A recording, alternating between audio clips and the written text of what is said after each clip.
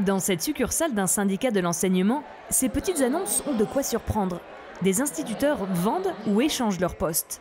Un véritable marché noir où une place à la campagne vaut par exemple moins cher qu'une place en ville. Ce troc entre collègues échappe complètement au contrôle de l'État. Si l'enseignant propose à un membre de sa famille ou à une tierce personne de reprendre sa place, il a le droit de le faire, parce que c'est son poste. Et s'ils sont arrivés à un arrangement financier, on le respecte. Une heure de cours hebdomadaire se vend en moyenne 600 €. Un enseignant titulaire d'un poste de 20 heures par semaine pourra donc vendre sa place pour 12 000 € environ, ou même l'offrir en héritage à l'un de ses enfants. Ça fait partie des us et des coutumes dans la région. Et on veut que ça reste comme ça. Mais c'est précisément ce que veut combattre le président mexicain Enrique Peña Nieto.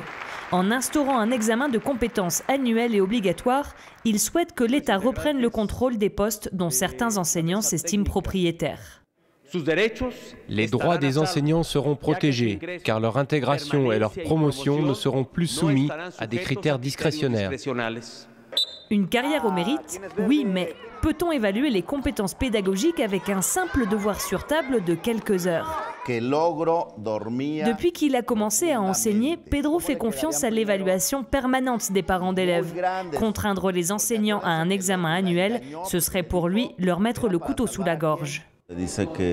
On nous dit qu'un enseignant qui n'aura pas de bons résultats à cet examen sera exclu du système éducatif, ce qui veut dire qu'il sera viré. Et ça, au lieu d'améliorer la qualité de l'éducation, ça va nous mettre dans une situation de conflit et de stress. Mais c'est surtout une autre expression dans la réforme qui inquiète Pedro. Ce changement constitutionnel va instaurer l'autonomie de gestion des écoles.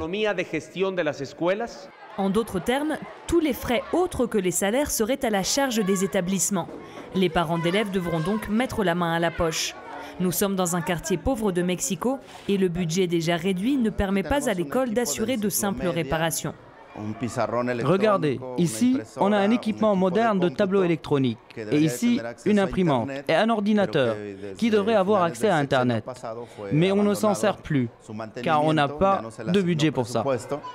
La Constitution mexicaine garantit la gratuité de l'éducation, un principe que les enseignants craignent de voir remis en question, alors que vont commencer les débats à l'Assemblée sur les modalités d'application de la réforme.